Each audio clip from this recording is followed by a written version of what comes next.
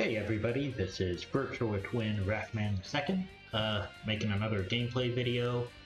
I'm experimenting with, in the future, when I record in OBS Studio, recording multi-track recordings, so that way, for editing purposes, I can either edit out my commentary easily by just muting that audio track, or muting the gameplay audio when I need to, things like that nature.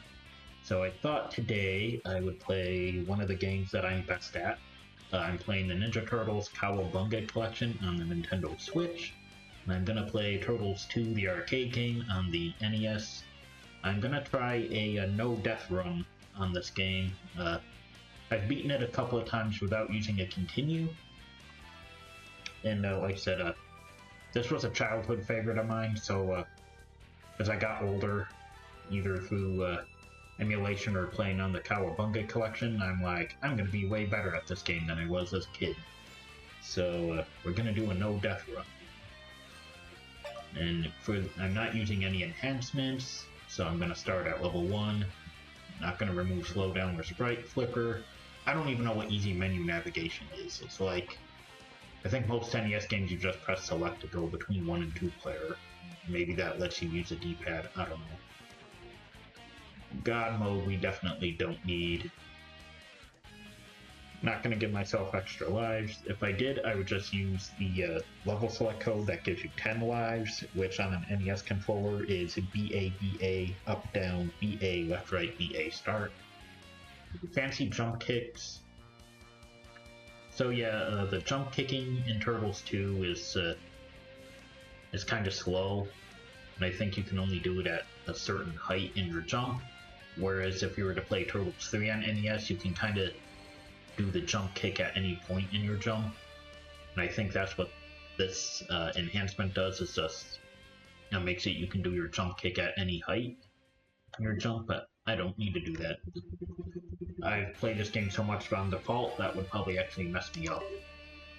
So we're gonna start. I'm using the default control scheme. I'm not gonna use a using TV filter. I like the TV filter. I'm not going to use a border for the purpose of this recording.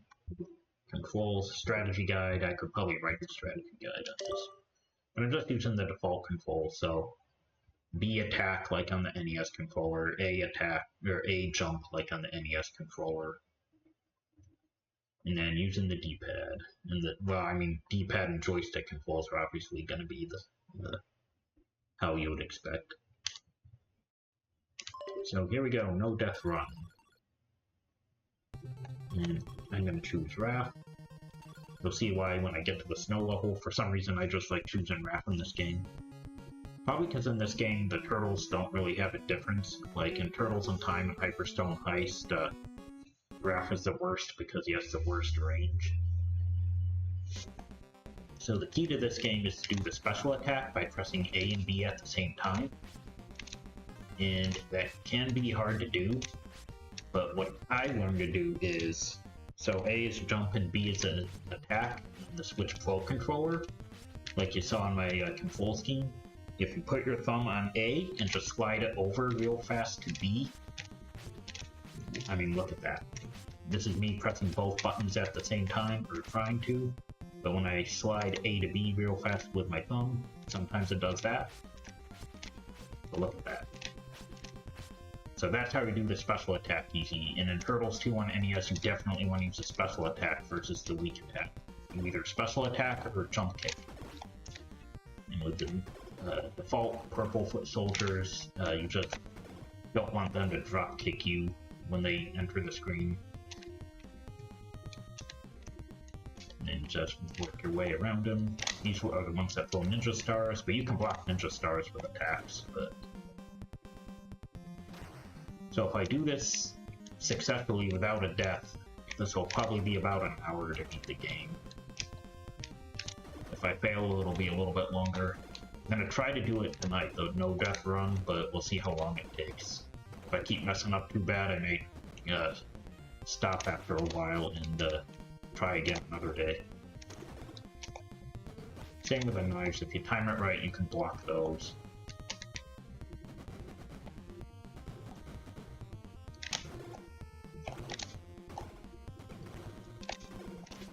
See? You want to avoid that too, getting hit from behind, but I thought I could turn around fast enough over there. Sometimes if you stand near the edge like that when they enter the screen, you can hit them when they're behind you before they can land an attack. But we'll see how it goes. For a no-death run, you probably want to play it safe, and try not to hit them from behind, or when they're behind you, before they can land a drop kick.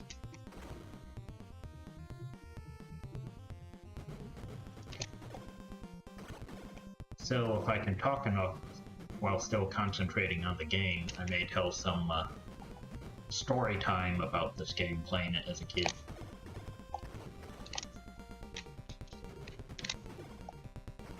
And then, if you're not in position to attack, you just drop kick away to avoid enemies before they can land a hit on you and reposition yourself. Kind of set yourself up. Aw, thought I could dodge that. Same with a punch. Sometimes you can avoid the punch like that. Just hit them while they're punching you, and then other times it doesn't work and their attack takes priority.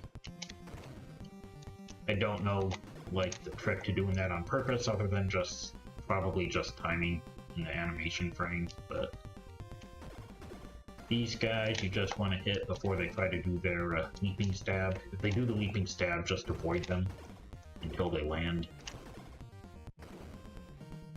We're almost at the end of the level here with the elevators. So I said you normally don't use this attack ever, but there are a few enemies in the game. You're going to see some coming up with roadkill ramis, but other enemies too, where you do use this. The roadkill ramis you just spam in the corner. These you can kind of hit with a special attack too, but if you need to spam them quick, just do that.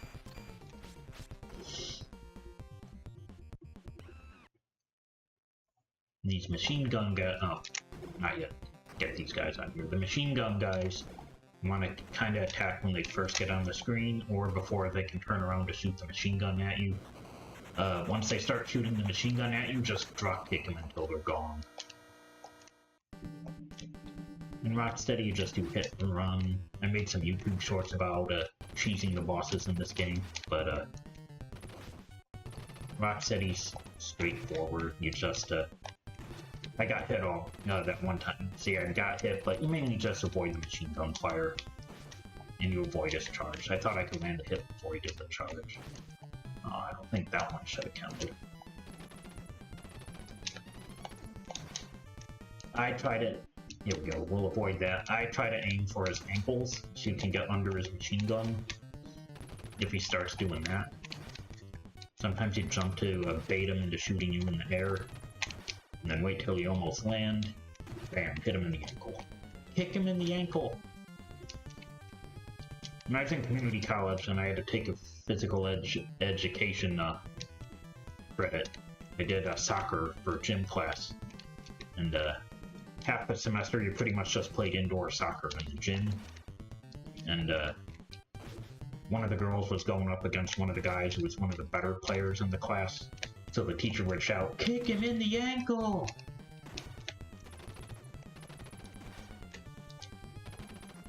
I'm not going for any kind of speedrun or whatever. It's an NES arcade beat-em-up. How fast can you really beat it, to be honest? And I'm sure you take a lot of deaths doing that anyway. The no-death run, I'm sure you gotta be, can't be going for time either. Unless there's some super pro guy out who can do that. I don't claim to be a super pro guy, I'm just better at this game than the average video game. Oh, I was hoping that would be one where you hit the guy when he's behind you.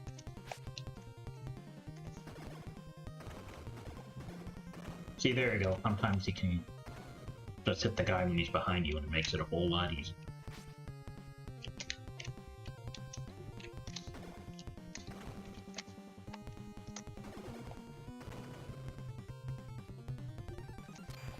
Oh, I missed the special there. If you hit the pole with a special attack, it'll one-shot that soldier.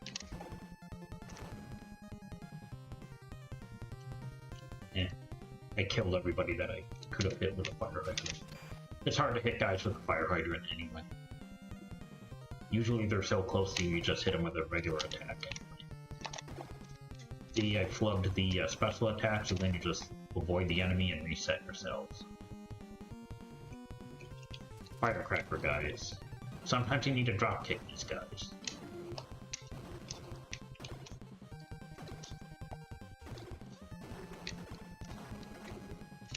You can, you gotta be particular with it, but you can, these guys with a special attack too. They also back away from you.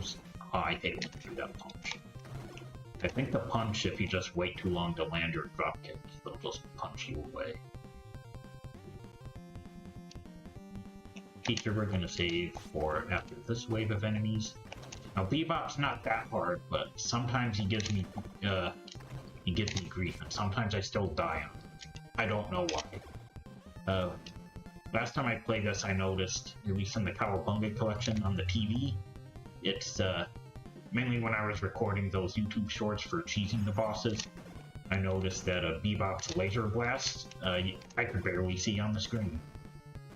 I don't know if it's just playing on a modern TV or the emulation, but I think that's partially why I die on him sometimes. He does have a punch that prioritizes over your attack. And sometimes that can be tricky to get around. So I'm hoping I just beat him on the first try. There's the Pizza Hut ads that were edited out of the NES cartridge. And I get why the licensing probably expired, and I'd rather have them edit out the Pizza Hut from the ads rather than not put this game on Cowabunga collection. I'm sure peers are like, no, not the Pizza Hut ads. But I'm like, I don't care. I got all of the classic Turtles games that were based on the 80s cartoon on one retail cartridge, and when this game came out, 22 or 2023. Like, yeah, I'll totally buy that, even if it has the Pizza Hut ads and edited out of the game. This guy, get out of here. And some boomerang guys. So, that car that looks all wrecked up on the roof up here, as a kid, I always thought that looked like a guy laying on top of the roof. See, this is why Bebop is annoying. It's that stupid punch. There we go. What you want to do is wait for him to squat to shoot his laser. Oh, I did the charge.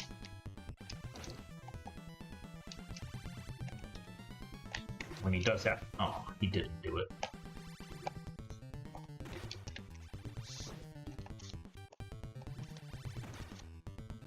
And then when you land the hit, you definitely want to get away from him before he can punch you. Come on, there you go. In that animation, when he starts, he can miss time down.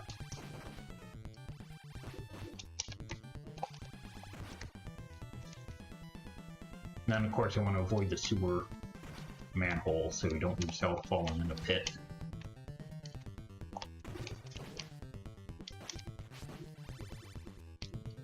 Come on.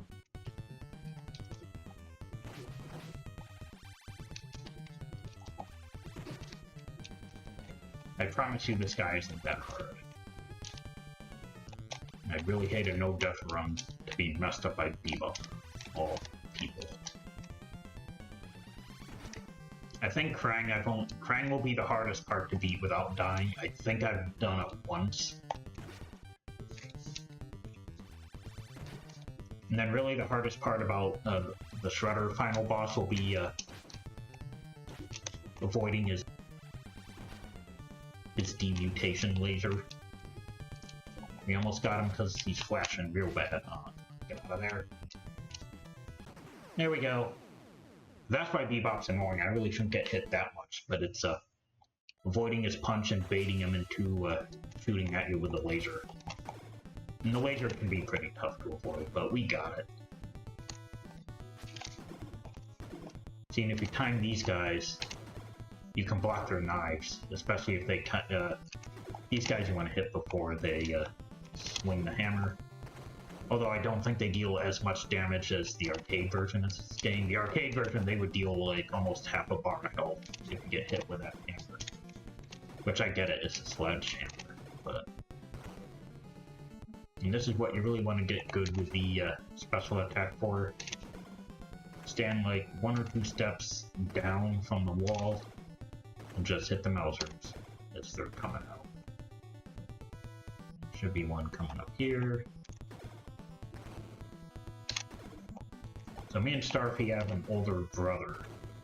Back in the day, in the NES days, we would rent Ninja Turtles 2 a lot. Probably multiple times. I don't know if we rented it enough to actually just go out and buy the game, but it was pretty close. And he's 7 years older than me, so I would be like 3, 4, or 5 years old playing this game, and he's 12. And he would sit up there with the Mausers when they're coming out of the wall, and I'd be like the sidekick 2-player wall. And our strategy was, if he misses any coming out of the walls, then I would go take care of him. It may have been reversed, I don't remember. He'd probably try to hit him out of the wall, because at the time he was better than me at doing the special attack. But I don't know if we ever realized that trick that I use, that I slide your thumb from A to B real fast. I think we actually tried to physically hit the A and B buttons at the same time, and being older, he probably just did it more often. If you don't do the special, just hit him real fast like that. I know for sure as a kid on the NES days, I would keep trying to hit the A and B buttons at the same time and hardly be able to pull off that special attack. There we go. You want to be like this distance when they come on. Oh, the guy caught me. But if you're close to where foot soldiers enter the screen, you can nail them as soon as they hit the screen. But if they attack quickly, it's harder to dodge. Like you saw that one white foot soldier hit me with a sword. And if a foot soldier seems to be delayed before they attack, you definitely want to take him out before he starts to attack, especially when they try to surround you like that.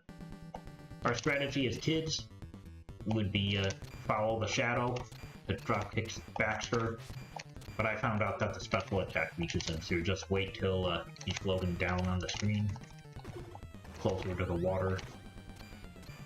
This works in the arcade version too, just stand in the center of the screen and try to do your special attack on them.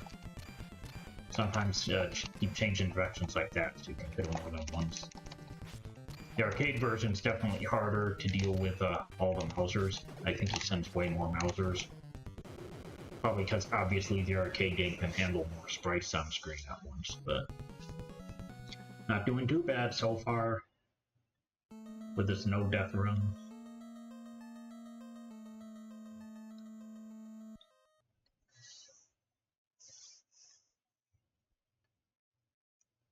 So here's the first of the NES exclusive levels. This level was not in the arcade game. These stupid ice blocks, what I tend to do, because this is another level where I could die at, mainly because the hazards, and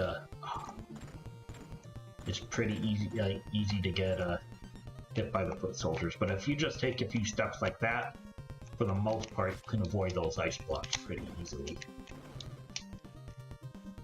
See, I don't know, the enemies just seem to be faster. See, you get hit with a drop kick like that. I don't know if there's more enemies on screen at once in this level compared to the other ones beforehand, or if they just seem to be a little bit faster in this level. You gotta watch out for the pitfalls. There's the Pizza Hut sign. These snowmen can be tough too. I tried to just bam them in the wall like that. But if they hit you too much, you don't want them to shoot a lot of missiles, but if you can avoid the missile, it's a big loop. But if you can't land a special attack, because I'm half dead already, just drop kick. I'm gonna have to do that to play it safe from now on, because I'm already half dead and I could die on Tora. There's a trick to Tora, which I showed in the YouTube shorts I made. So I'm not too worried about Tora as a boss. It's just, as you can see, it's pretty easy to lose your health pretty fast in this level. So this level's probably could be a no death run killer. Level 9, I think it's level 9 with Shogun. in the dojo, that one is going to definitely cause some grief. The Technodrome can cause some grief, but it's mainly Krang that's the main problem in the Technodrome. Because you get a couple of pizzas in the Technodrome, so if you don't get spammed too much, those pizzas can come a long way in helping you with a no-death run. If you grab a pizza and a bunch of enemies spam you and you lose a lot of health before you get to General Trag and Krang, that's gonna hurt a no-death run chance a lot.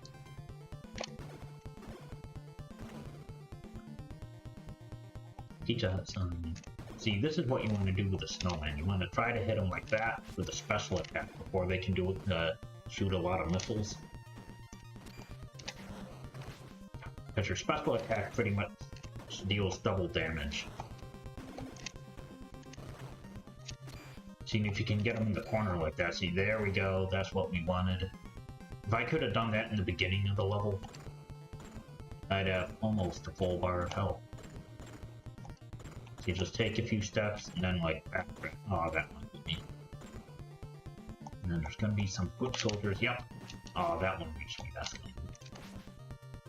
I don't want to do it, but I've beaten Tora, the boss for this level, on without dying with 3 bars of health.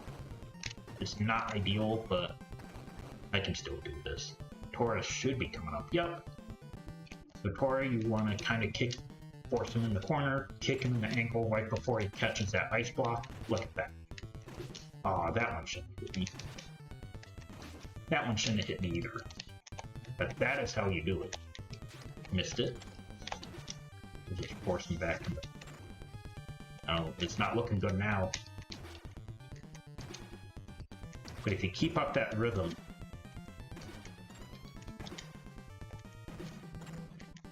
There we go.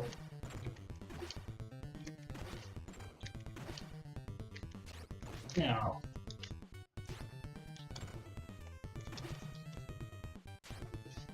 Oh, I thought I could avoid it. Well, we're gonna restart. That was so close, I got my hopes up. And then my headset fell out. My headphones with a microphone. So, attempt number 2.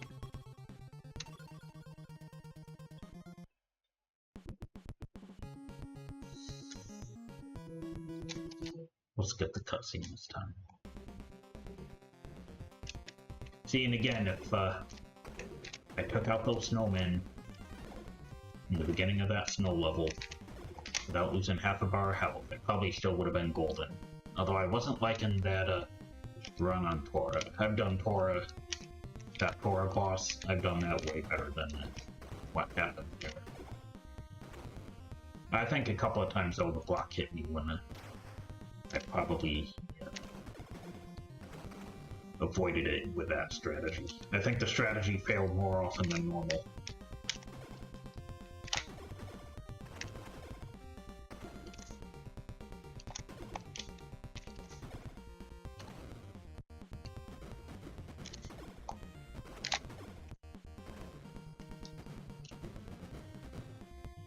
So let's see. Let's try a story time unless it distracts me too much.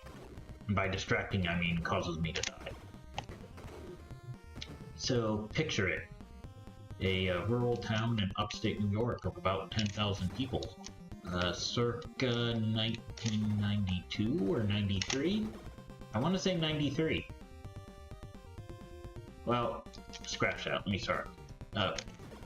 92 or 93 is when we bought this game, but like I said earlier, we actually rented this game a bunch of times. Back in the day, it was one of my all-time favorite NES games. Because even though I couldn't do the special attack and wasn't very good at the game, it was still a game I could get a few levels in and feel like, you know, as a 5-year-old that you can make some progress on playing by yourself. That and Mario 1 and Bubble Bobble. Turtles 3 a little bit too, that was a bit harder.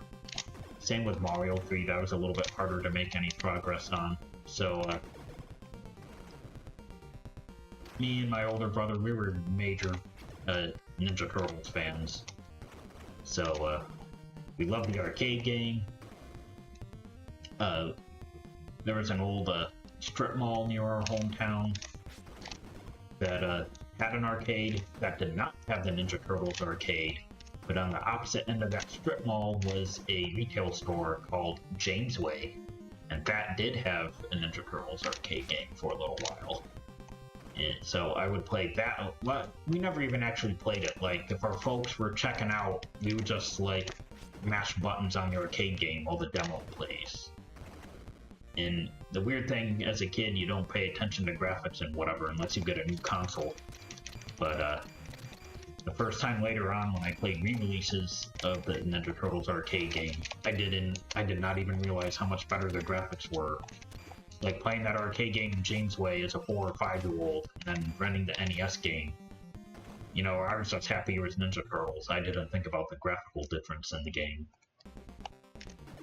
Or, like, notice any differences, like levels being shorter in the arcade game. Things like that. So yeah, we probably rented this game almost enough times to buy it, if not enough times to buy it outright. So, 1993, our hometown is getting a Walmart for the first time.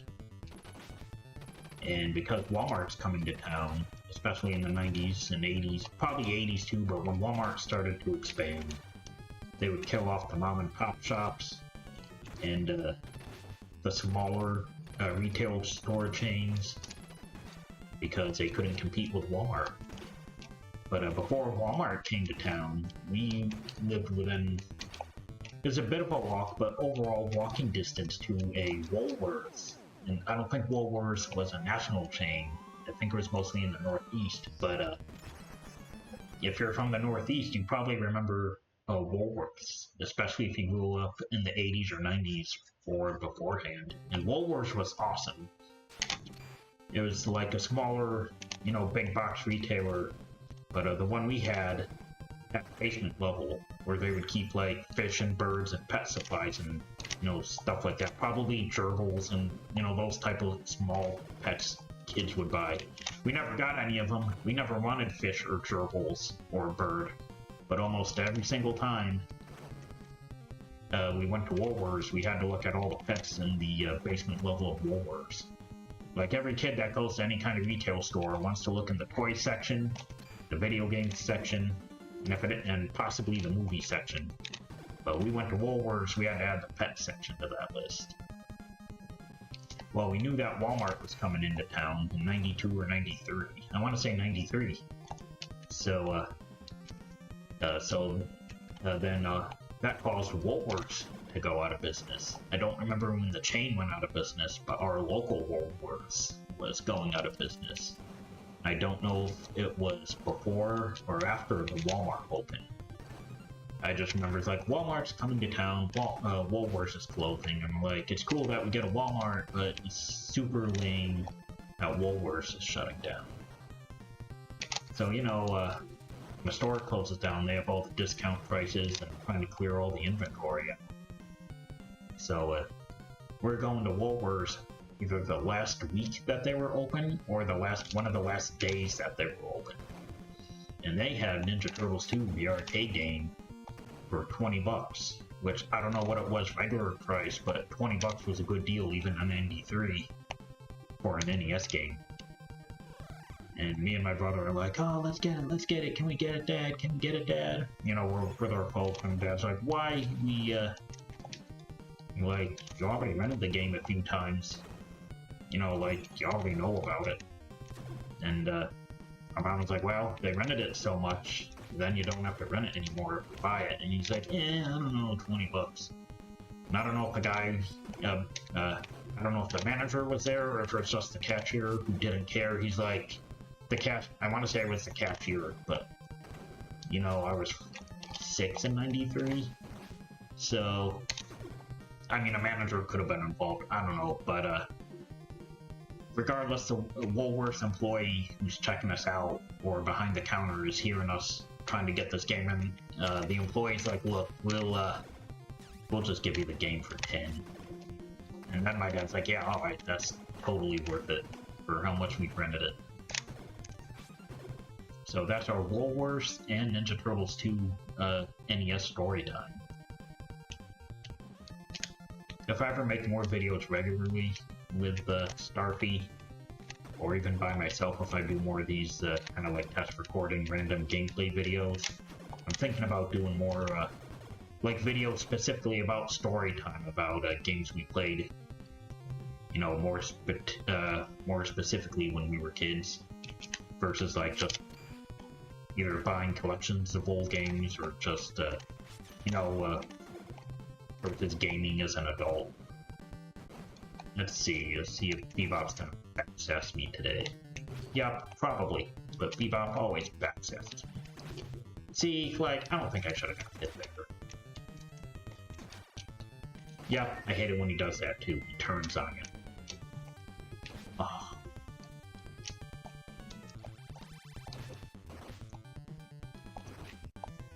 Alright, Bebop's getting on my nerves this time.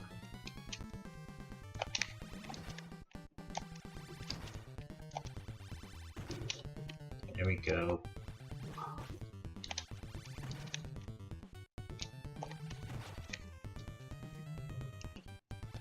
There we go, bait him into shooting the laser.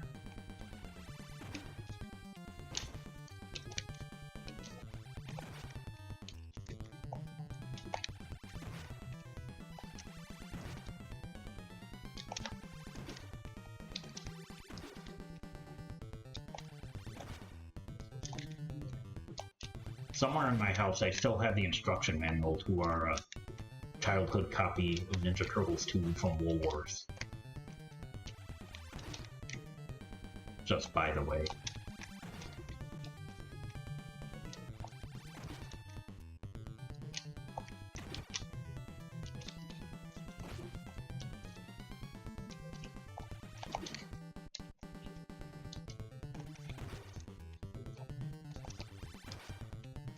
See, that's the trick to him. You gotta bait him into shooting that laser. Drop kick him while he's squatting. And then run away quick before he can punch you. So that actually did work out better than the last attempt here at a no-death run. Now, if I can fail epically on the snow level, I will be pretty much golden until the Shogun level. So earlier, when I was talking about what would give me grief on the snow death attempt, I said Shogun was level 9, which I'm pretty sure is correct. So, I'm pretty sure, like, this is level 3. I'm pretty sure there's 10, you know, different levels in this game. But the way the game labels, like, Scene 1 and Scene 2 is kind of different than, you know, how I count the levels. I'm trying to think of an example, like, I want to say the parking lot level with Baxter the Fly and the skateboarding level in the game are considered the same scene. I mean, we'll find out as I'm playing this year, but like the game I think has 6 scenes, but it's actually 10 levels that make... Oh, I don't think I can. So this is 3. Tora level is 4, by my count, not by scene. And then the parking lot level with Baxter the Fly is 5. Then that highway level that doesn't have a boss is 6. The skateboarding level is 7. The Granitor level is 8. The Shogun level is 9, and the Technodrome is 10. Yeah.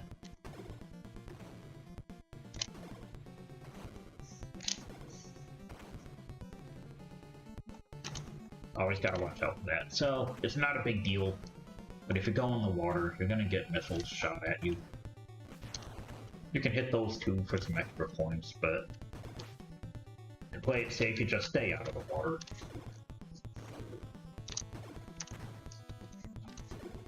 I thought it would sneak up on me.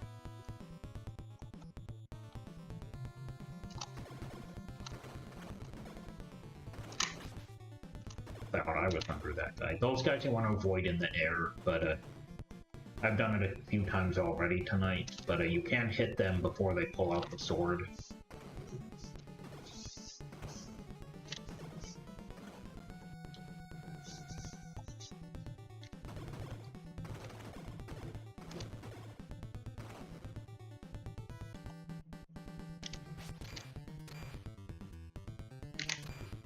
factor, just stay in the middle and hit him when he's coming down towards you.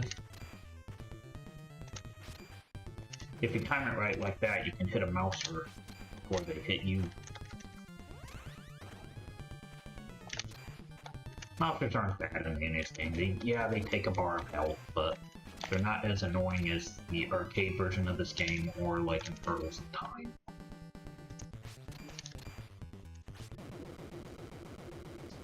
And I don't think Baxter Stockman has that much health because he doesn't even blink super rapidly before you beat him. Tonight I dine on turtle soup. I think that's the second time he says that in this game. I think he says it on the TV screen. See, like, this is scene 3.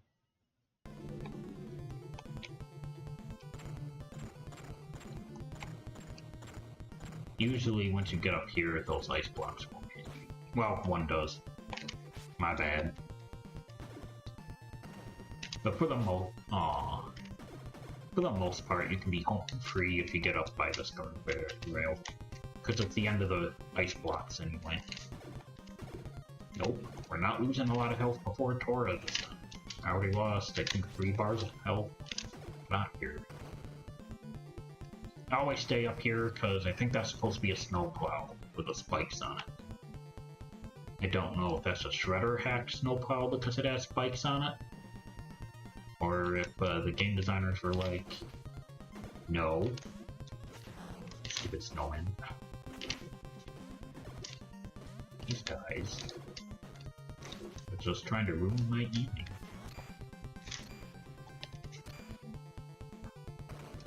Still more health lost than I would like, but better than the last guy here.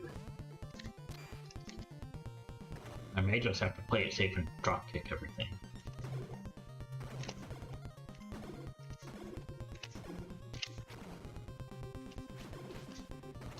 Hate it when you do that.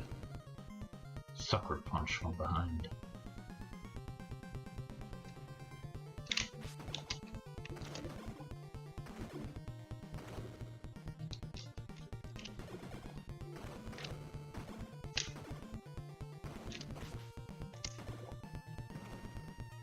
That last drop kick, I thought I was out of range, but apparently not.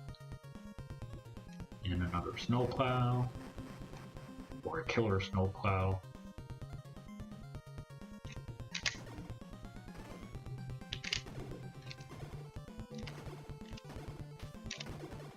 And again, these guys throw snowballs that are hard to see, but if you time your attack right, you can just block them.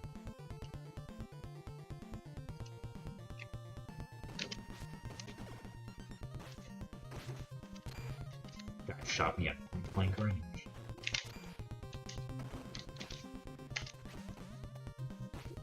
Oh, I'm doing worse than last time. These guys really aren't that hard.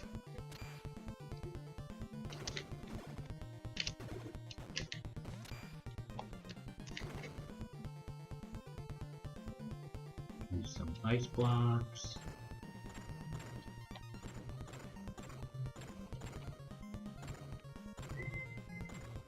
I've beaten Tora without dying with 3 bars of health before.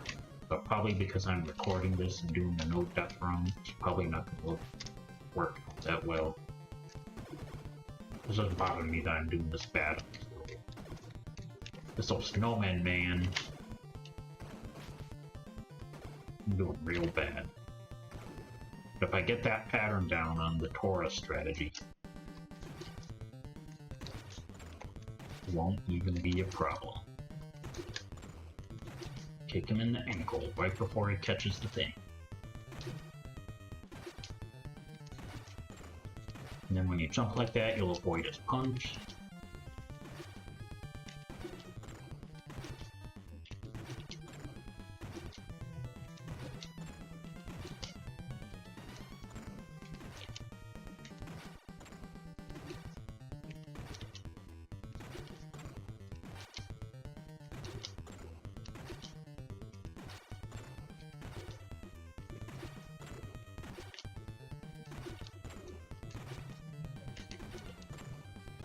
Oh, look at that. Didn't even get hit.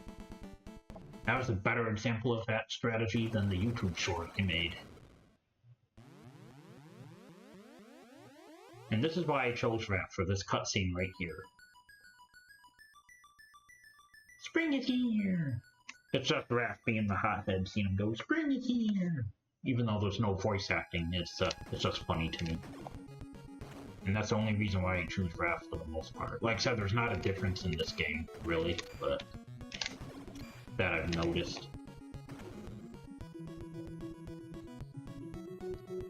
And because Raph kind of stinks in the other classic Ninja Turtles games, I mean, might as well play as him when you get the chance in this game, where he's not terrible. Get out of here. This level can be tricky because you fight a lot of the machine gun guys. And if you're not quick with it or strategic with the machine gun guys, they can give you a lot of trouble. There we go, hit one guy with a sign. I think I'm gonna pop out of there? No. So cars do pull out of this parking lot to try to kill you, and I'm gonna show you which ones that are. It's not that one, spoiler alert. It's when you see two cars of the same color. I think it's the first one that's gonna pull out and try to kill you. And one of these vans, time this right. Well, I got one guy. If you time it right, foot soldiers will pop out of the van, and I think you can just blow them all up with a barrel. But I may be thinking of the arcade game. The arcade game may have more enemies popping out of the van in this game. Oh, that guy pushed me. Get out of here. See? Two cars, it's the first one. That's gonna try to kill you. Yep, two blue cars, I mean. Like I said, if you can be fast, you can kill those guys with a special attack before they do shoot at you with a machine gun. Once they shoot, you have to drop kick them, otherwise the machine gun will spam you. And they also try to physically hit you with the gun, and sometimes they get into the spamming motion with that too. So it's just better to take them out quickly before they shoot. And here's some orange cars. See two orange cars. Boop!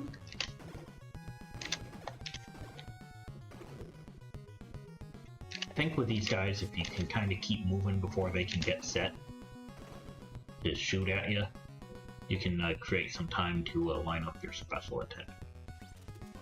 Here it is. Yeah, triple kill.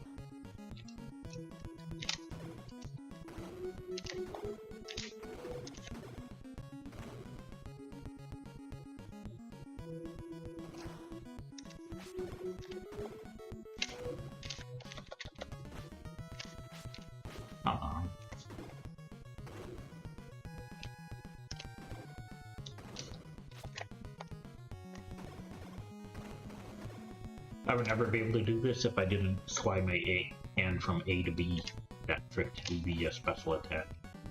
Normally want to save the pizza, but the strategy, come on. It takes a minute to get him in there, in the right position, but you want Baxter in the corner, jump, and then hit him when those lasers he shoots at you are those little plain white orbs on his hands. Otherwise, he can be an annoying boss just from avoiding those lasers. And like I said, if you're low on health, or if you struggle with getting this pattern, you want to save the pizza. And I'm doing good here, but for some reason, sometimes I can get him in that pattern easier on the right-hand side of the screen.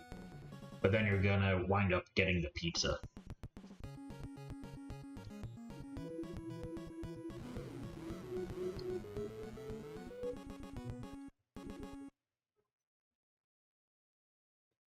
See, we're on scene 4, but this is actually level 6. You've got to get to a secret factory. I guess that's what the granite core level is. I love NES games where they're just like, yeah, we gotta get to this factory, but otherwise the factory serves no purpose in the plot whatsoever. And honestly, at least in this game, I don't think you would ever guess that you're in a factory. Or trying to get to a factory. These spear guys are annoying. They're ones you also want to kill before they start throwing the spears at you. If you can't, you just want to use the dropkick to either avoid and, I don't think that should hit me, but you want to dropkick to avoid them, stay up or down to avoid the car, but use the dropkick to avoid and attack the spear guys once they start flowing spears. And these guys you can just wait to get set, and jump over them, and hit them from behind, especially if they try to surround you like that, but I was just lucky enough to be fast. More roadkill Rodney, spam him in the corner. Whoop.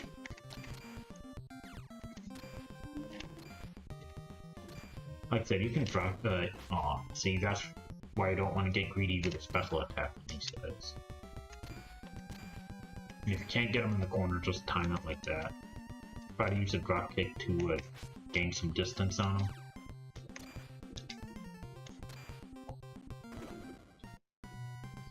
Firecracker guys. I'm like, I knew there was something about these guys. They're not just... I don't even know what I hit there.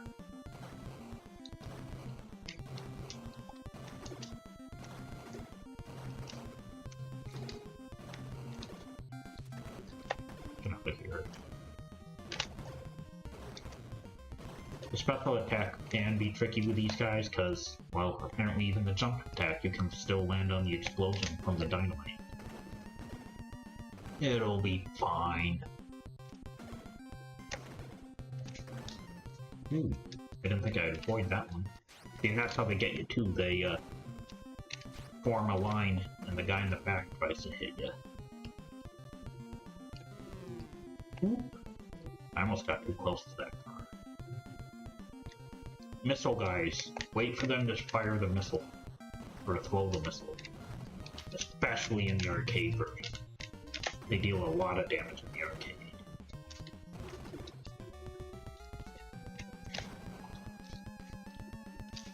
Aww. I got greedy, I thought I could hit him before he dropped it. Motorcycle guys, you can just do that. Sometimes they can be hard to avoid, especially if they come from the right-hand side of the screen. Because this game you have to be close to the right end of the screen sometimes to get the screen to scroll. Get out of here. Get out of here.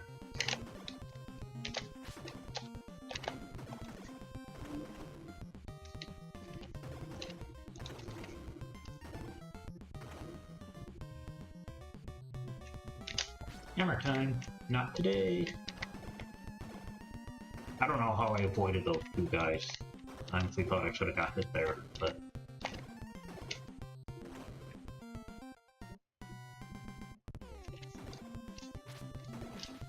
I totally messed that up.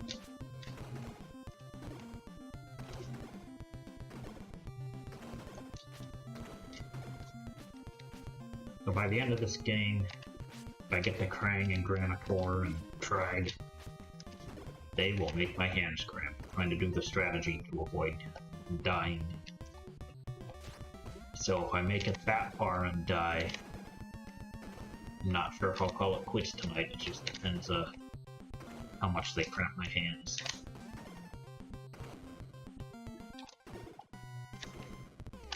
I think enemies get a little bit faster by the end of this game, which would make sense for an NES game. So as you're going, you may want to wait for the enemies to dropkick on the screen before trying to attack them. Especially early in the game, you can just, you can try to, like, be near the screen and special attack them before they're able to dropkick you, but, as you progress through the game, you may want to be a little more conservative. They dropkick. I think they just dropkick faster.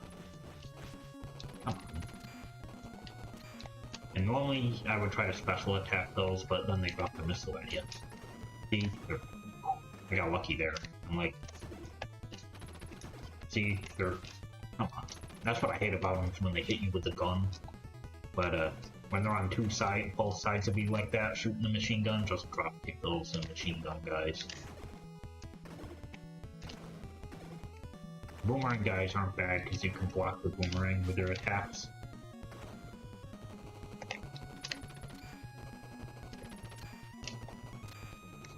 I hate this level in the arcade version, because there's two different types of helicopters. The machine gun, which you can kind of do the special attack like that if you're not Raph and reach him and hit him from below. But then there's different helicopters that drop those missiles on you, but the missiles create like a nuclear explosion on the screen, and it's really hard to avoid. Best cutscene in all video games coming up.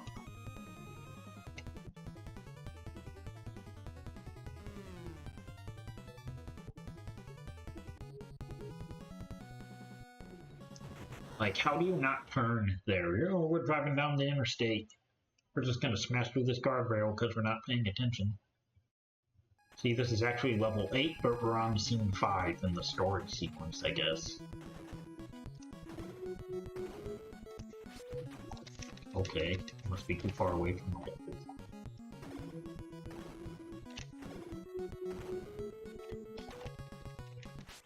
See, that one didn't even take away health. I'm sure if I get hit again, I'll lose that bar of health, but the Bowsers in this game definitely are not as big of a problem if they hit you as other Ninja Turtles games.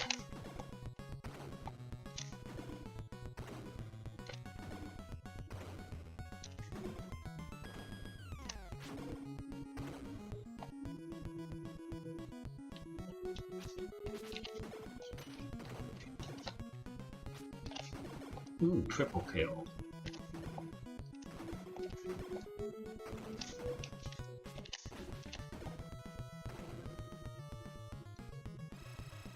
In this part, just stay up here and avoid the lasers. And then you can hit these guys while they're jumping up on the platform. So, kind of a doubly effective strategy. You're avoiding lasers, and you're kind of cheesing them. Come on. There we go.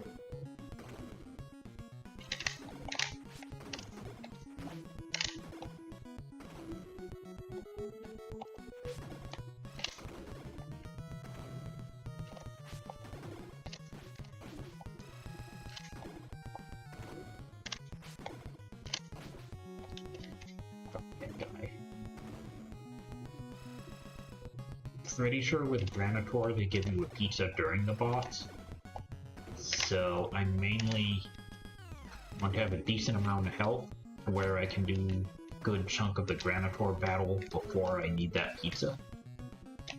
You know, if I only have 1 or 2 bars of health when the boss starts, I'm probably going to need to use the pizza. I hate these guys.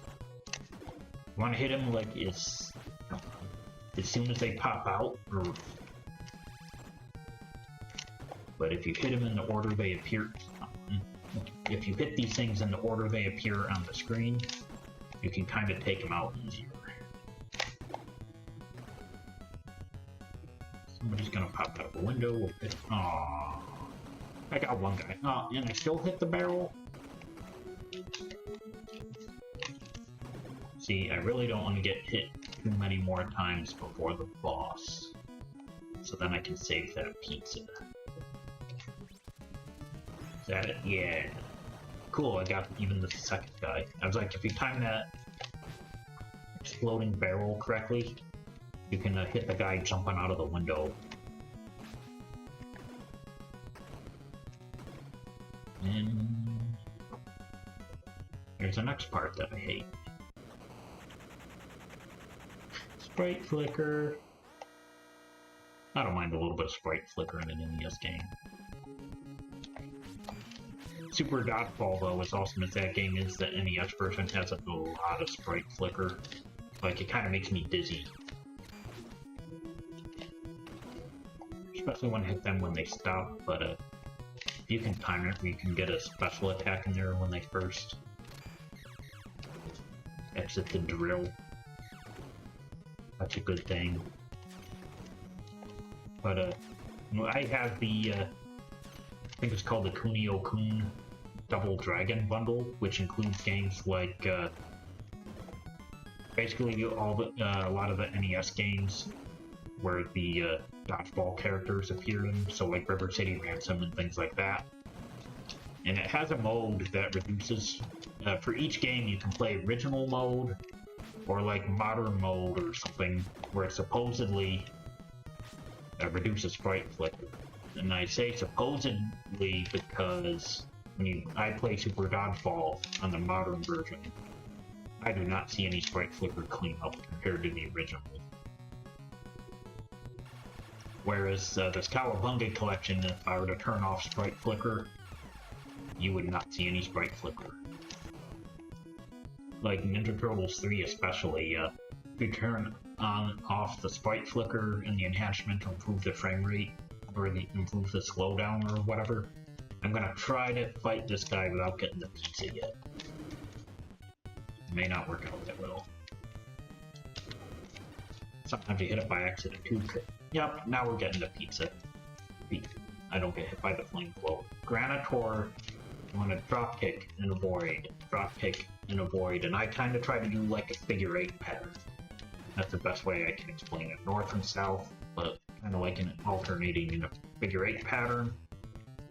I went the wrong direction there. Hit the flamethrower.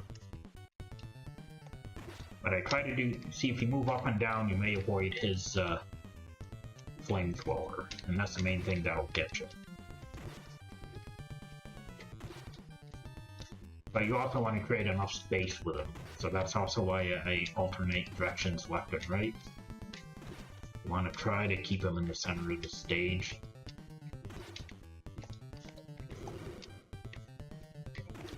I'm surprised the Switch Pro Controller D-pad can handle this, because there's a few other 2D games I play with this D-pad, and I don't like it because, like, if I hit, like, for example, the Castlevania Dominus collection, which has the 3 Castlevania DS games on it. In those games, I think it's up and Y. You do, like, a special, like, item attack, or a special attack that uses some of your magic. And I could just be, and what do you do in a Castlevania Metroidvania style game? As you're walking left or right, if there's an enemy on screen, you're attacking it, while you're pressing down the D-pad left or right.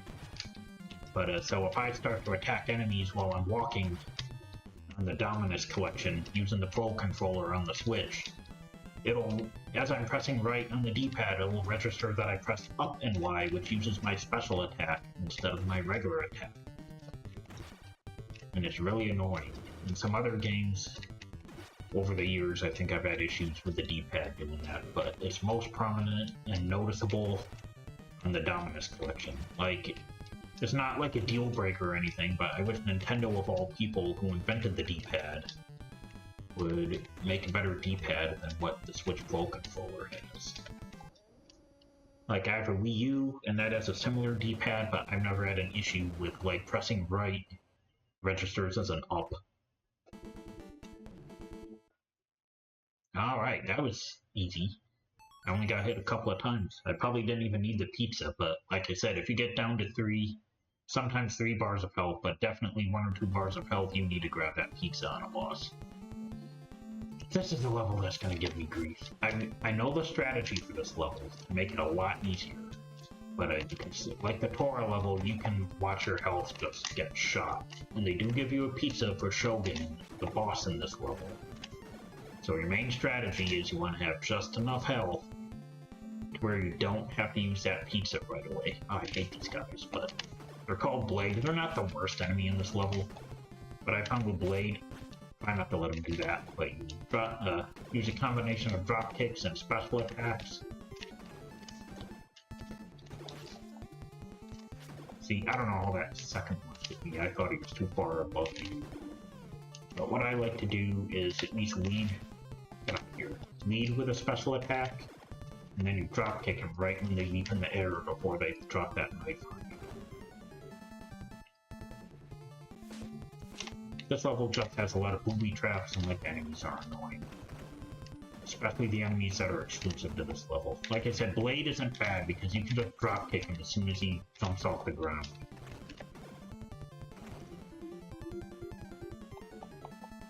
So ideally I want over half my life left when I face Shogun.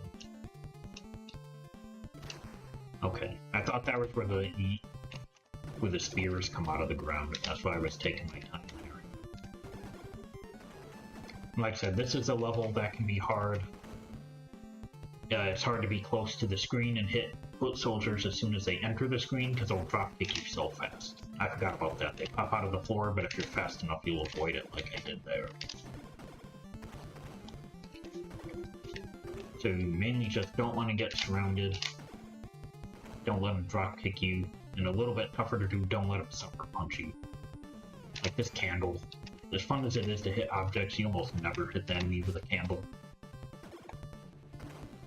Maybe if you do the weak attack, but the weak items like the candle and like some of the street signs, they'll do a one-hit kill if you special attack it, but only deal regular damage if you regular attack it. And while the extra hit is nice, if you just regular hit the candle and hit a foot soldier at the distance, the strategy is kill everything with a special attack, and use your jump attack for evasion, or hit and run technique, or to set yourself up for a special attack. Yeah, these stupid things. You want to move up like that. Oh, I almost had it. You kind of want to be in position when those things start to pop out of the ground, so you can avoid, you know, keep a pattern, avoid them easier. Okay, the tigers are super annoying. This is how you deal with them. Wait for them to come on screen. A weak attack them. This is the most useful part of the weak attack. But you want to hit them before they leap in the air. So once they're off screen, go to the opposite side of the screen.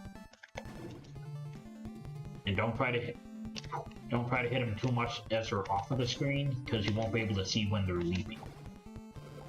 They just take forever amount of hits, and I have not gotten good at timing a special attack on these things, so it's just easier to take a few steps, hit them. There you go. And you want to be at the farthest edge of the screen so you can avoid them if they attack, but also... Now it's closed. So you can learn the most amount of attacks before you gotta reset yourself up again. And next should be the scorpions. I hate the scorpions too. They leap at you. Come on. Scorpions you want to spam in the corner too.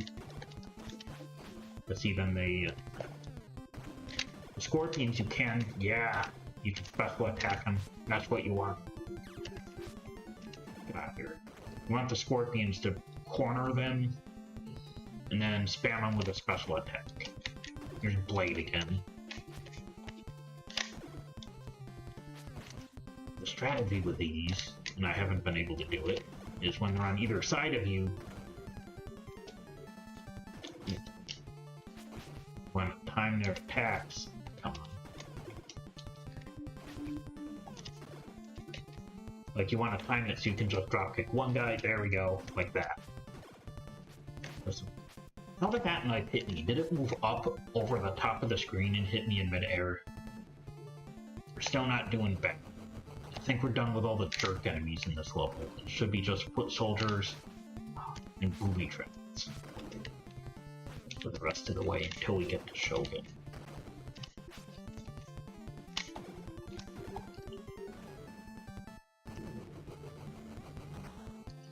Like I said, normally I would just try to special attack near the edge of the screen and hope that my hit takes priority over the drop kick. But this level, you do not want to take too many chances. So you do not hit that pizza while you're fighting the foot soldiers. If I had low enough health, I would have to, and that's happened plenty of times. Like I said, the main strategy, ideally I want to have this amount of health or more for a Shogun. And hope I don't hit the piece on accident fighting him. He's annoying, you want to avoid the head when it pops off. But you just kind of do that because he's fast.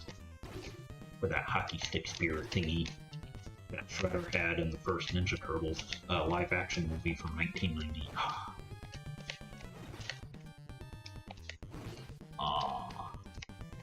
So you want the head to be low, so you can kind of jump over the head and hit Shogun in one jump. If I lose one more hit. Yep, get the pizza, get the pizza.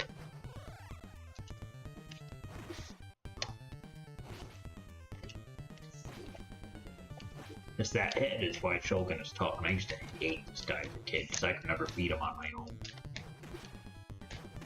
on the days that I actually got home. I don't even know if I made it this far as a real little kid. Some days, as we got older, like in the Genesis or N64 days, we would once in a while, especially my brother, because it was his NES, he would bust out the NES for a day or for a weekend, because we only had one TV to hook up consoles on. And whenever he did, I would play Ninja Turtles 2, because don't tell me he's gonna beat me while he's blinking. Ah! Well, give me a second. You're gonna try one more run of this. It's already been over an hour for me. And like I said, my hands.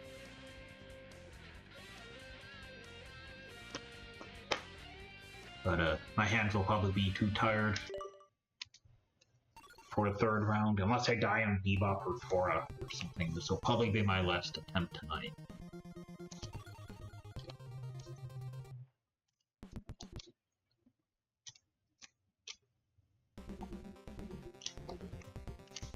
Stupid Shogun. There's been some playthroughs of this where I've had really good runs against Shogun. I'm just not sure if that's going to happen tonight.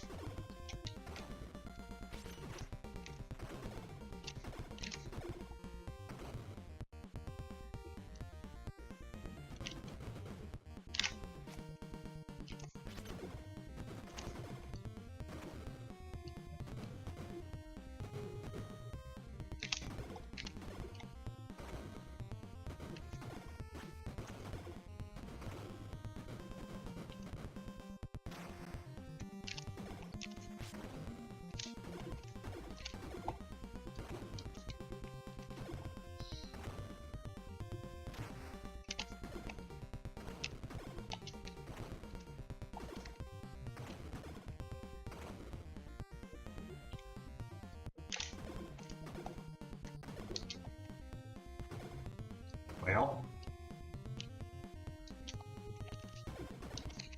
no, I'm getting quiet now, playing like Game Face. Last run of the night, more than likely. Stupid guy put me in the full Nelson. Just level 1, it's no big deal.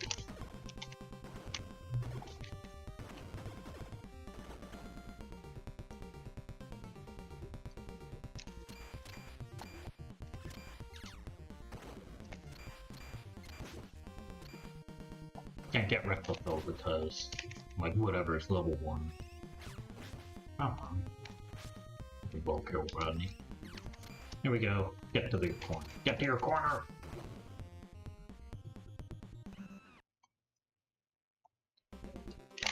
Double kill!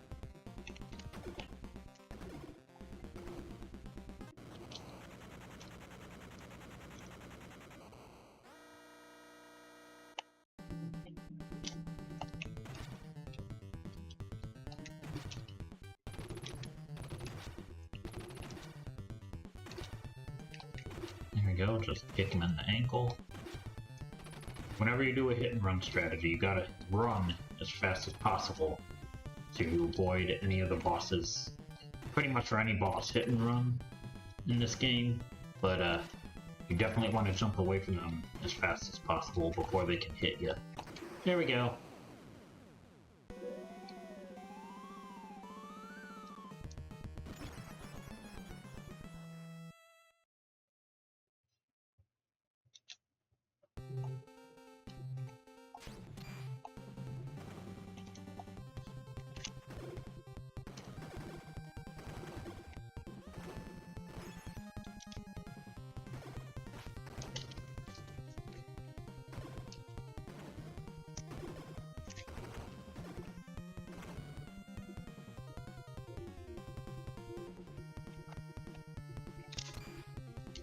Got one guy with that.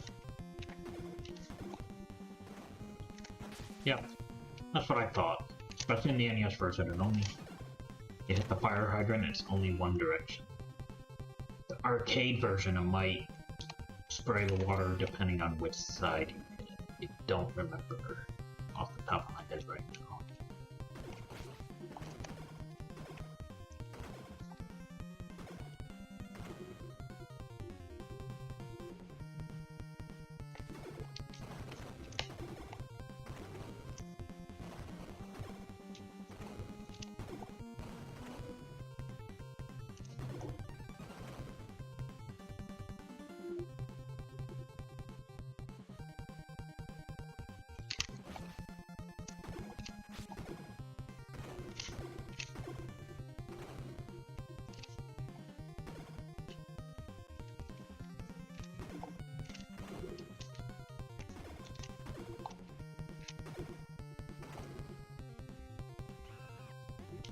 I don't know why, it's always funny just to hit the lady. You hear that? Eh!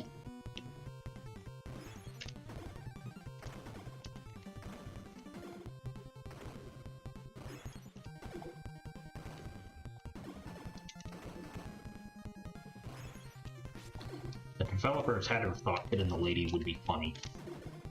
Otherwise they wouldn't have put it in the game kit. There's no point in putting you can hit this random skateboarder pedestrian. I mean, I don't think you actually hit her because she ducks, but...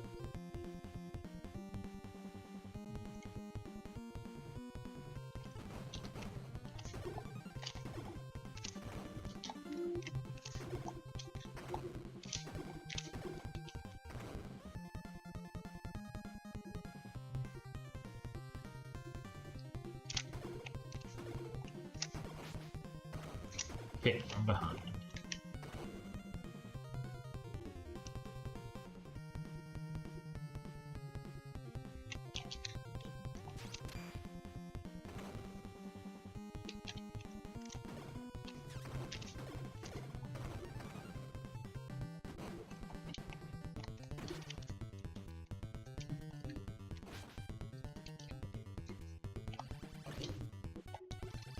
Alright, Bebop, no more accessing. I gotta get the Shogun.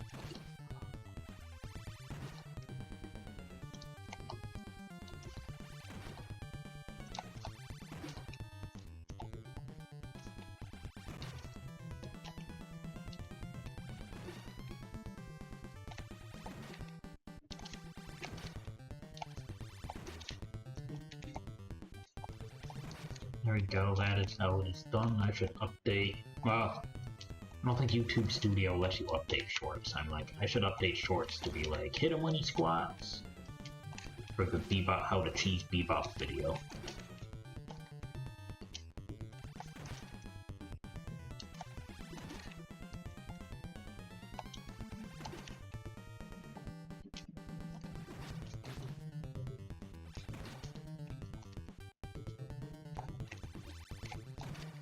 That's close.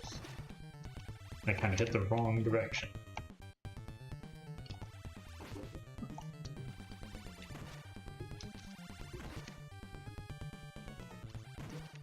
Almost got him. There he goes.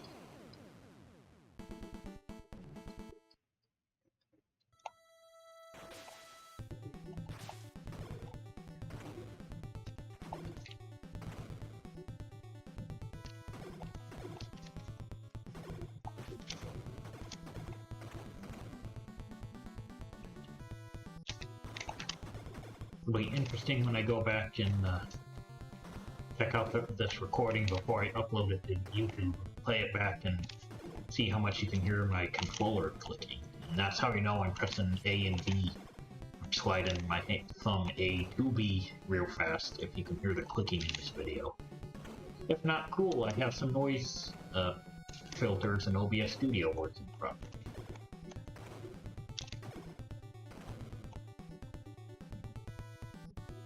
I'm an OBS noob, trying to get my skill level to the point to where I'm not a noob. I don't use OBS Studio that often between our live stream hiatus and finding time to make recordings like this.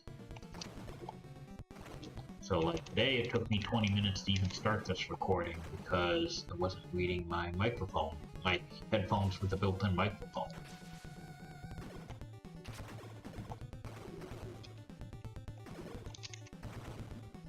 Then looking at the recording, or the OBS, like the sound channel on the OBS where it shows your sound, you know, the visual representation of how loud your sound channel is. I was changing different audio sources, trying to get it to read my microphone, so then the audio channel labeled mic was showing that it was picking up sound, a sound wave. The green, red, yellow, and red bar was jumping up and down while the game music was playing, and I'm like, I don't know if it's supposed to be that way, because I have the game audio or the capture card audio on its own sound channel. So then I had to verify in Windows, try to do test recordings in Windows, see if it was reading my mic, and it wasn't reading it there, so then I had to make sure my mic was still working, so I had to plug it into my phone and try to do a sound recording from there, and it did work. So then some Google searching,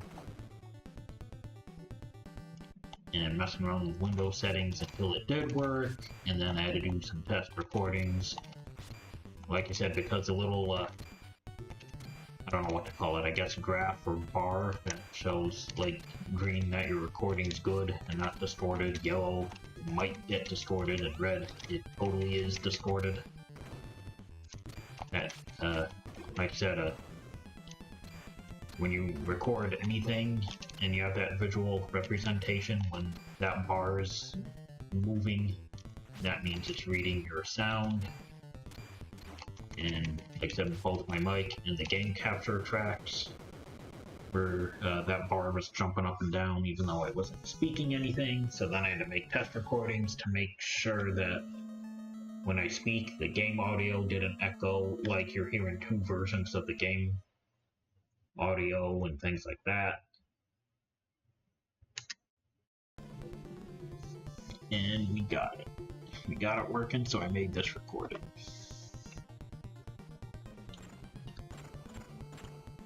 But that's the thing, between our live stream hiatus and for, I don't have time to record frequently. So then it's kind of like, every time I record, I gotta go through sometimes 20 minutes of random test recordings, going testing 1 2, testing 1 2, to make sure you can hear my voice, because I have a really low voice, and also that you can hear my voice over the game audio, but still hear the game audio. Like, I haven't updated OBS Studio in a couple of years, because I'm afraid if I update, it'll, like, even though I have it saved, like, delete my, or VirtuaTwin, like, live stream setup. I have all the presets and whatever's saved.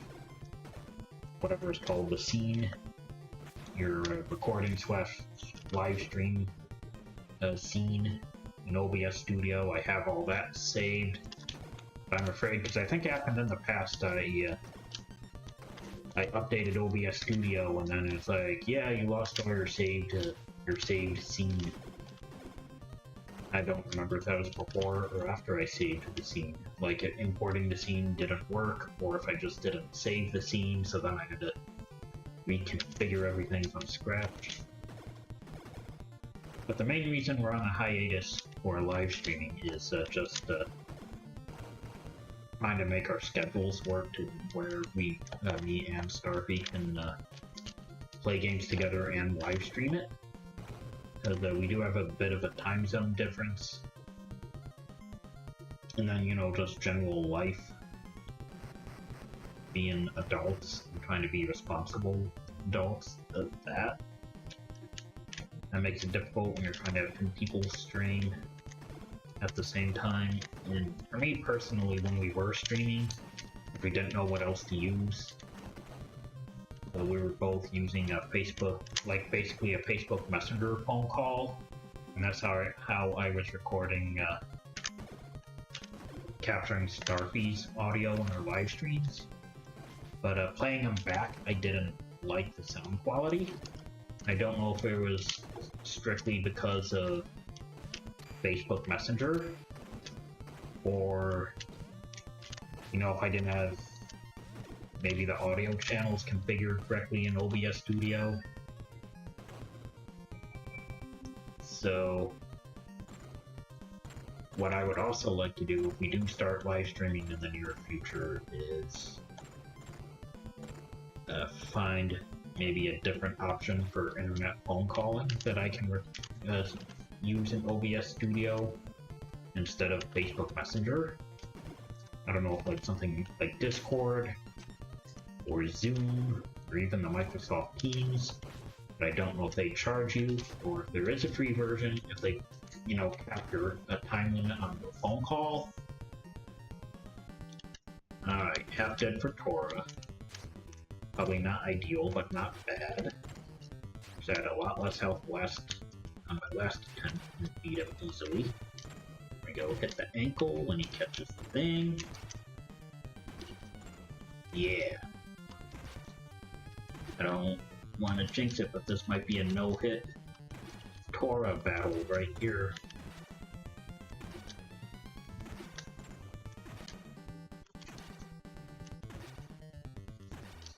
Tora used to give us grief back in the day too, especially me as a 4, 5, 6-year-old playing this, but as I got older and played this game as an adult, see, this is what gets me. For some reason, I can beat him easily on that side. It just seems like it's a bigger problem when he's on the left side of the screen.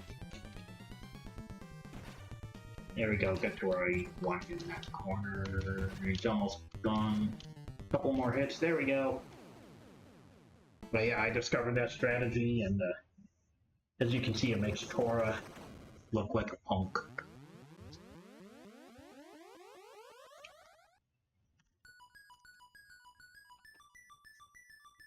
Spring is here!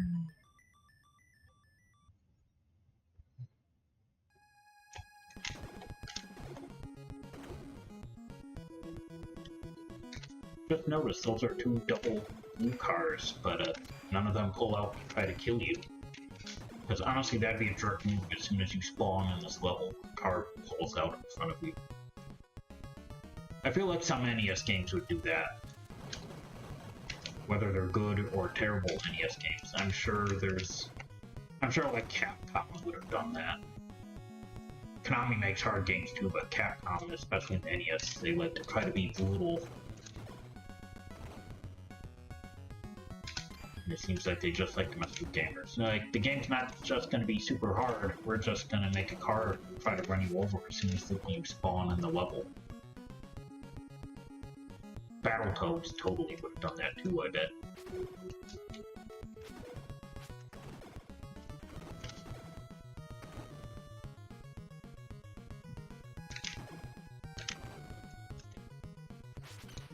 Oh, I thought it jumped over it. Sometimes with these guys, you can just keep blocking their knives, or like a ninja star, like anybody with a projectile. Sometimes you can block it and they'll try to walk towards you, so you can just stand there and block their attack. Turtles 3 they might do that more than in this game. They just try to spam their projectiles as they're trying to inch their way closer to you, and you just block it.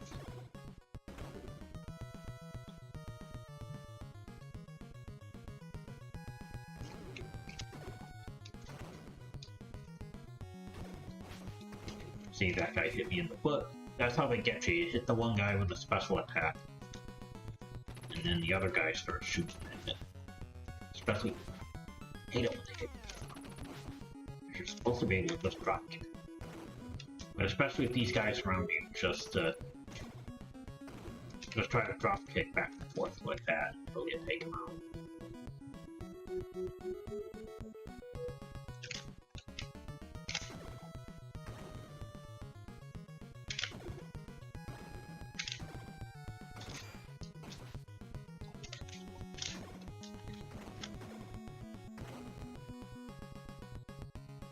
And double orange cards, that means the first one's gonna try to kill me. You can tell this game came out in the late 80s, because they have that late 80s, early 90s style to the car. Don't know if that was on purpose or just with 8-bit NES artwork. When you try to make a car, it's just more sharp angles, like between the windshield and the doors and things like that, and the bumper. If it's hard to do rounded edges on your graphics on an NES game, or if because cars actually look like that in the late 80s. They were just making a modernized car and didn't think anything about it. Modern for the time, anyway. The soldiers hiding out in a van. Remember, if you see anybody pop out of an unmarked van in a group like that, and you think they're gonna attack you, just special attack them. That's a joke, don't actually do that.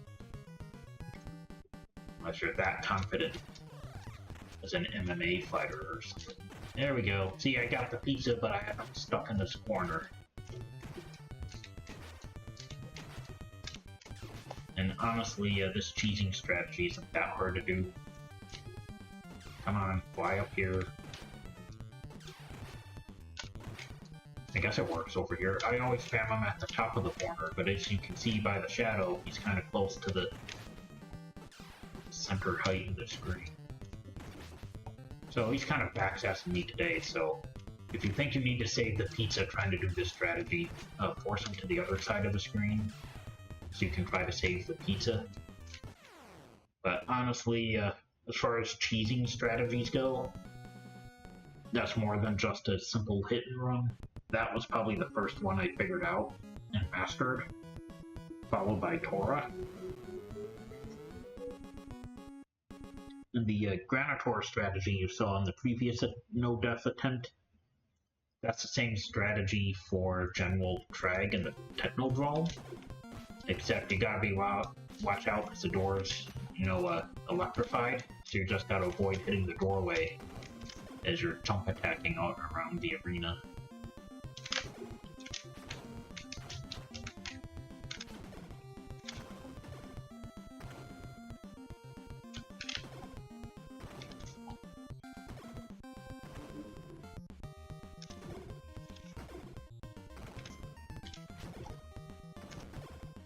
Again, these spear guys, if they're just walking around not throwing a spear, try to spot. Aww. I thought I moved up fast. But the spear guys, if they're running around and not throwing a spear, special attack them before they decide to throw a spear. Hammer guys, you just hit before they swing the hammer.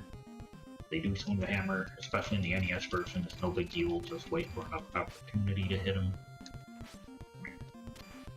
No, they're going the wrong way! For anybody who watches this video, I feel like there is a video game, like a racing game, where if you went the wrong way, you would hear a voice going, "You're going the wrong way!" On one hand, I want to say a Sonic game, but I'm like, the only Sonic racing game I play is Sonic R. I don't play any of the Sonic and Sega All-Stars Racing or any of the current Sonic racing games.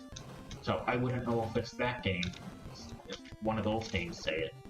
Now on the Switch, they do have a demo for that Sonic Racing Transformed, and it is pretty cool.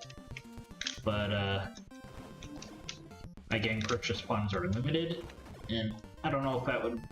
Like, it's a cool game in the demo, but, I just don't know that even if I had more gaming funds, if that would be a higher priority game to buy, or if I would just buy something else. But go and buy the demo. It is a pretty good game if you like the Sonic games, or if you want to try the Sonic racing games, I mean. But I know nobody likes it, but I'm a Sonic R man myself. I should record that or live stream it. Show people how to get good at Sonic R. Spoiler alert, it's not that difficult to get good at it. Yes, the controls in Sonic R are kinda trash. But if you pick the right character, which isn't hard to figure out which ones are decent character names. Because, spoiler alert, half the characters are trash, so stay away from half of the characters. And with a little bit of practice, you can master the controls in that game. And once you master the controls, they're really not that difficult. And the game, even on the hard difficulty, isn't super hard. The main difficulty from playing the computer is if you unlock Super Sonic, and you pick a character. If you pick one of the unlockable characters after you unlock Super Sonic, you'll default have Super Sonic in the race instead of regular Sonic. And Super Sonic can be really hard to beat, at least on hard difficulty. Normal mode, not so much. But regardless, if you're playing a race against Grand Prix race with Super Sonic as a computer character, just pick Metal Sonic or Metal Knuckles, and it may be a little bit difficult with the controls, but you can still beat Super Sonic.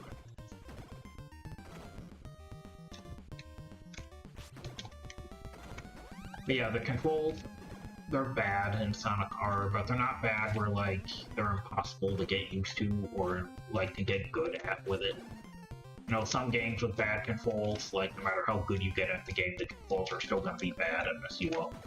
Sonic R, they're bad, but once you get used to them, like, once you practice with it enough and get used to it, they'll be bad, but it won't hinder your gameplay at all.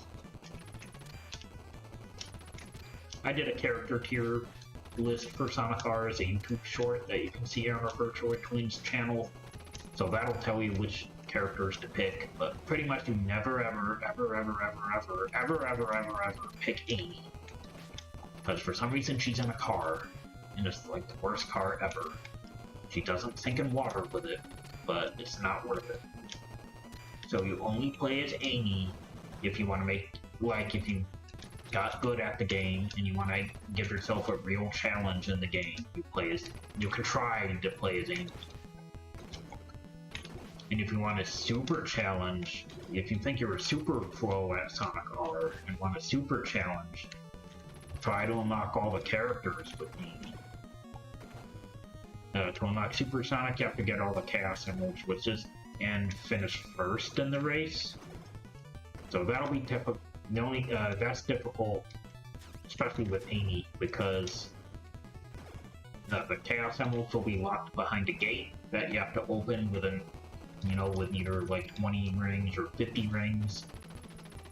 But a lot of times the Chaos Emeralds are either in a difficult spot to reach, like they're like the longest route in the game. So especially with Amy, you're already taking the longest path to get the Chaos Emerald. And then you gotta win the race to keep it. And there's a few races that have 2 Chaos Emeralds each. So if you want to be super pro, I don't even know if it's possible with Amy. You can try to get both Chaos Emeralds in the same race. Then Egg Robo and Robotnik are trash, but the game's still way more beatable than if you play as Amy. Again, trying to get unlock all the characters with them will probably be extra challenging.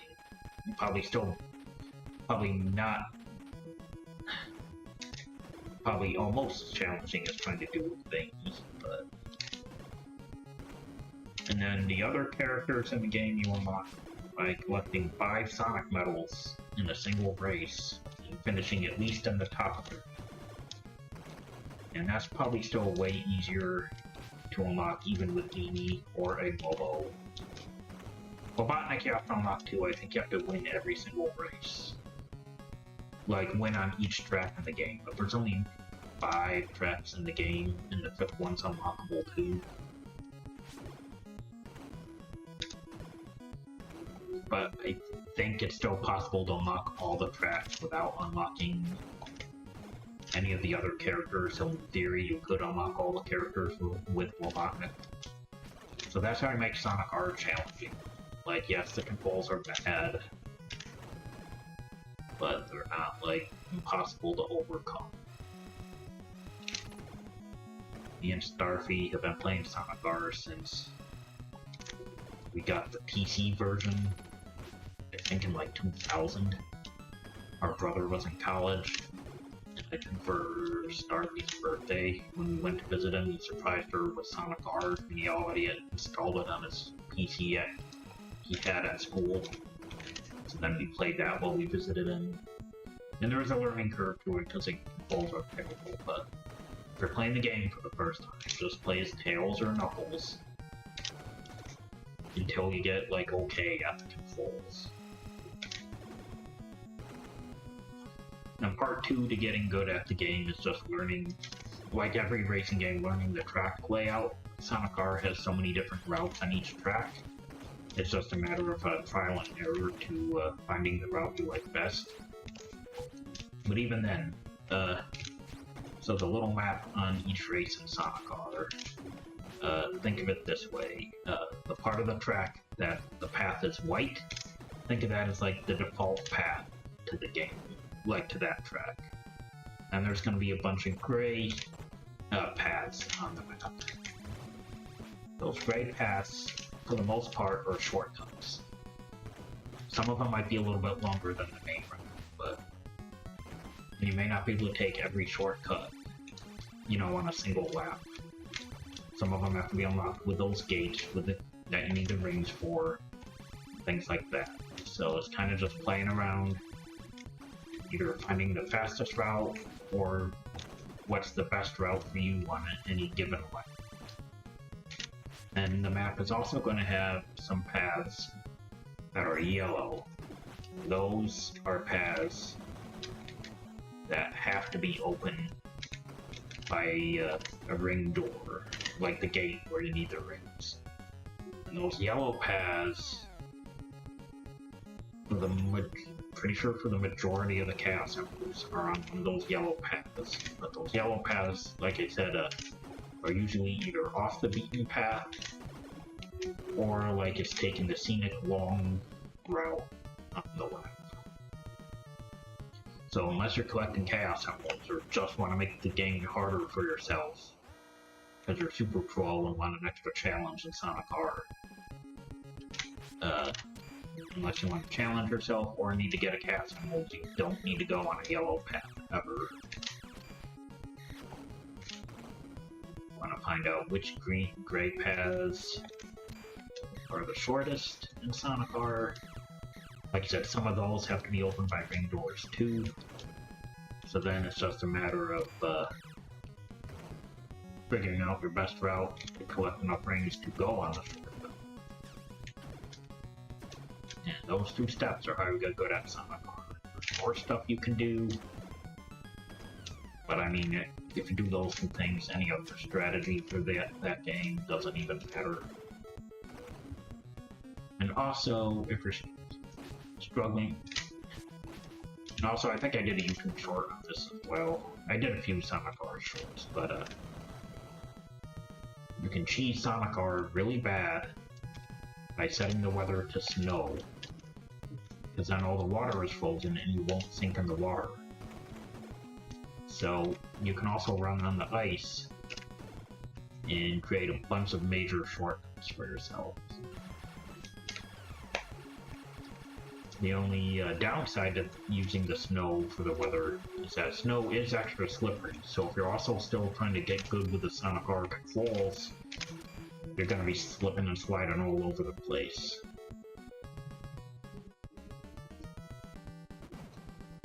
So basically,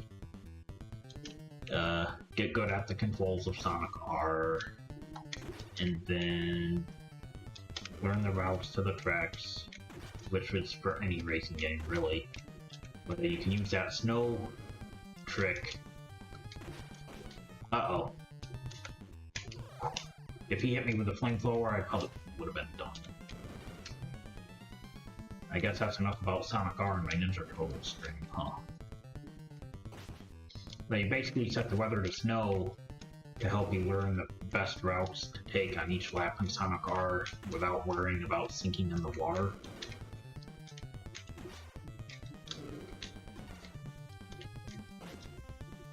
Or like I said, if you just want to take major shortcuts to cheese the game on snow in Sonic R or the weather. Alright, I got my rhythm down. I think we're gonna do this. Started out a little rocky, because he's a rock warrior, or stone warrior. But as you're jumping away from him, move up or down. So like I said, you'll be on a different plane, north and south as him, or a different position on the Y-axis if you want to get technical.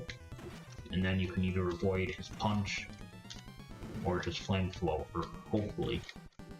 So jump away by jumping straight up, don't drop kick yet, and move up or down as you're jumping straight, and then drop kick away from him to try to create distance from that flamethrower, or at least his punch. The Granitor has a ton of health. I feel like one of the highest health in the game. I feel like Krang has the most health in the game, followed by Granitor and maybe Shredder.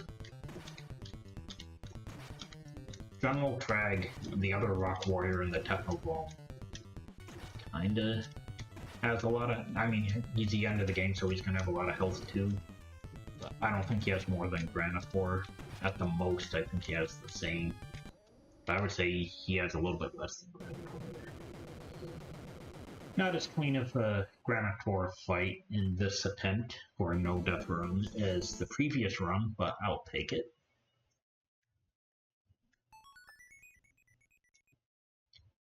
Like, if you have 3 bars of health like I did there, it didn't work out in that run, but you don't need the pizza right away for the boss. At least if you can land in a few good hits before you do get hit. But most of the time, as soon as you get down to 2 bars of health, and there's a pizza for the boss, grab that pizza. And these guys are fast, as I can already tell. With their sucker punches. Oh, see, I think I totally hit that guy. I'm surprised I'm only missing 2 bars of health and all that. Because in this level, sometimes the foot soldiers will take away a whole bar of health in one hit. Come on, Blade. Don't backsass me. Blade's really not that difficult. I just haven't been in a good pattern with him tonight. There we go. See, I don't know how I missed him with that dropkick. I'm just gonna play it safe and dropkick him for one. Especially if there's more than one on the screen.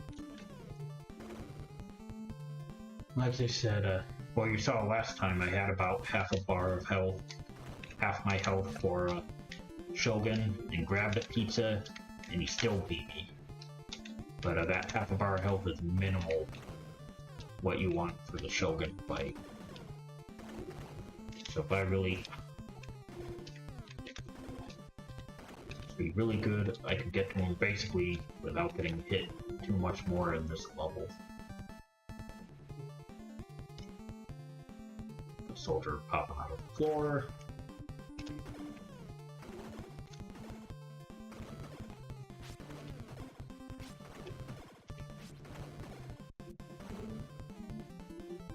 I have no idea what that red thingy is. This thingy. Aww.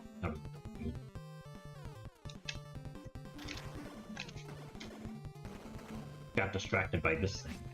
It almost looks like a newspaper dispenser. 8-bit style. Fine. Yeah, as far as this level, this is not as a good run as last time, I don't think. So I gotta try to clean this up and turn this around for that Shogun fight.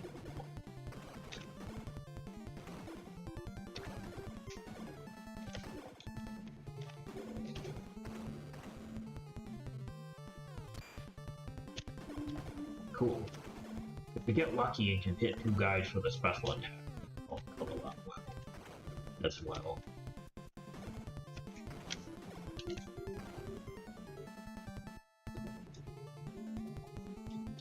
Is this the spears? Yep.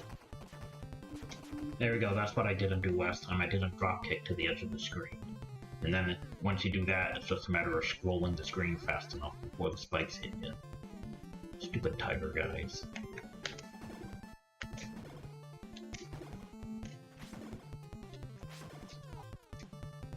I was playing risky with that last hit.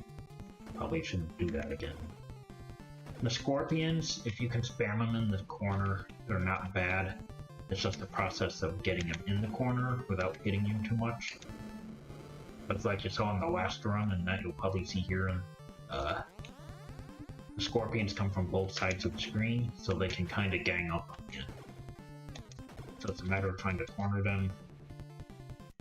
See, so I didn't hit him there. If you think you're gonna mess up hitting the tiger, I don't know how he hit me there, but if you don't get set for this tiger attack pattern, just try to avoid him and wait for the next round. I think what you want to do with scorpions, let's try to be close to the left side of the screen.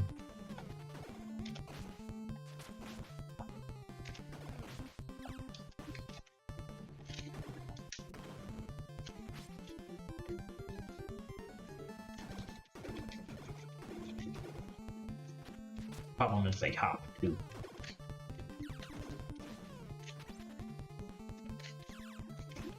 I don't know how that one. This is not going good at all. Yep. What is going on with... Ah? And that's what happens when you have a bad run in the Shogun level. Especially with those scorpions. Like I said, you can spam them in the corner pretty good. I was just having trouble forcing them into the corner. But it's been almost a 2-hour recording now, so I think I'm going to call it a night. I will try this again sometime when I get the chance. I'm going to have a little bit of time coming up, so I'm not sure if I'll try this again, or maybe just try some different games to record with. What I want to do sometime is try to beat the boss rush mode of Shinobi Art of Vengeance. So I'm going to decide between that or more Ninja Turtles no death runs, or maybe possibly maybe play some games we played as a kid, or just the most random game I can think of that I have access to. But thank you guys for watching. If you're watching this and it's the most recent video uploaded on YouTube, feel free to comment. Well, you can comment anytime, any games you would like me to record, or for us to live stream if we start live streaming again in the near future. But thanks for watching, and hopefully we'll beat this in a no death run next time.